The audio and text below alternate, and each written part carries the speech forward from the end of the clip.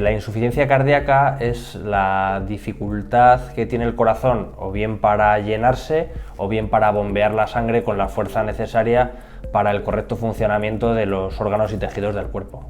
Bueno, se manifiesta por una serie de signos y síntomas típicos, en los cuales los más frecuentes pues, son la retención de líquidos, que se manifiesta pues, como edemas en las piernas o hinchazón de piernas, distensión abdominal o encharcamiento de pulmones.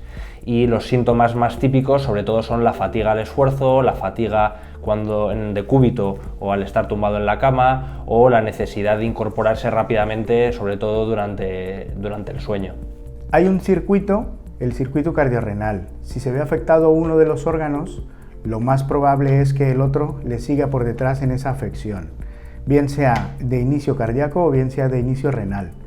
De hecho, grandísima proporción de la población que tiene insuficiencia cardíaca tiene insuficiencia renal, y al contrario también, muchas personas con insuficiencia renal desarrollan posteriormente, y es un factor para posteriormente tener una insuficiencia cardíaca.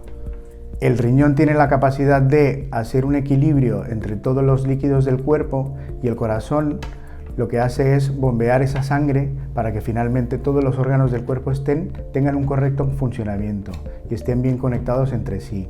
Si hay algún desbalance o alguna falta de equilibrio entre esas dos funciones, sobre todo la cardíaca y la renal, pues es cuando empieza a haber un deterioro de toda la economía corporal. Las unidades de insuficiencia cardíaca generalmente están lideradas por cardiólogos, pero involucran a muchos otros especialistas, sobre todo el papel de la enfermería es clave, y luego otros especialistas como nefrología y medicina interna. Bueno, pues por lo que decía previamente, porque el manejo de estos pacientes es un manejo multidisciplinar al afectar a diversos órganos y al estar relacionado con diversas patologías. Por lo tanto, el manejo integral del paciente de forma conjunta con otros especialistas es fundamental. Es más frecuente en pacientes por encima de los 65 años, más o menos, que es cuando vemos sobre todo la aparición de este tipo de signos y de síntomas. Un factor predisponente también es la diabetes. Por eso, desde la unidad cardiorrenal, lo que queremos destacar es que somos un equipo multidisciplinar, que está conformado por cardiología, nefrología y medicina interna, con lo cual tenemos un gran espectro cubierto de ese tipo de pacientes. Sí, es más frecuente en varones, pero básicamente porque la cardiopatía isquémica es bastante más frecuente en los varones.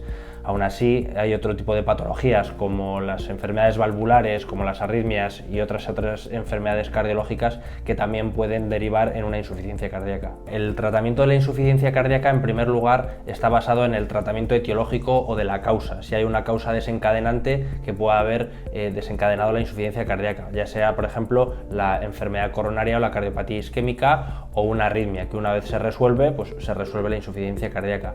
Pero en muchos casos no se encuentra una causa, o bien la causa no tiene una solución, y en esos casos el tratamiento de la insuficiencia cardíaca es sobre todo farmacológico.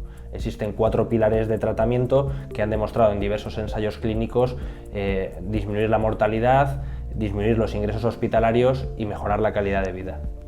Bueno, la causa más común de insuficiencia cardíaca suele ser la enfermedad coronaria, pacientes que han padecido o bien una angina de pecho o bien un infarto. Pues depende del momento en el que se encuentre el paciente, porque pacientes que han tenido una descompensación reciente, lo que se sabe es que tienen muchas más probabilidades de volver a descompensarse y por lo tanto necesitan un seguimiento mucho más estrecho para evitar la frecuentación hospitalaria y que tengan que volver a ingresar en el hospital. Pacientes que tengan insuficiencia cardíaca crónica se puede establecer un seguimiento, digamos, más espaciado porque tienen menos probabilidades de reingresar. El pronóstico depende sobre todo de la evolución que se tenga y del control de los síntomas que se tenga, tanto de la función cardíaca y de la función renal. Sobre todo si está bien controlado, tenemos factores que llamamos modificables bien controlados, el pronóstico suele y puede ser bueno.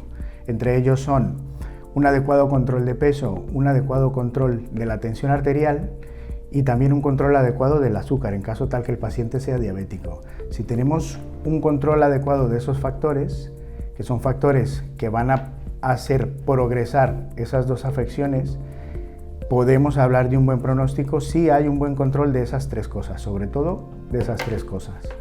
Generalmente se insiste en los hábitos de vida saludables, pues llevar una dieta baja en sal, baja en carbohidratos, baja en grasas saturadas, y se incide también mucho en la importancia de llevar una actividad física diaria aeróbica, al menos de 30 o 45 minutos al día.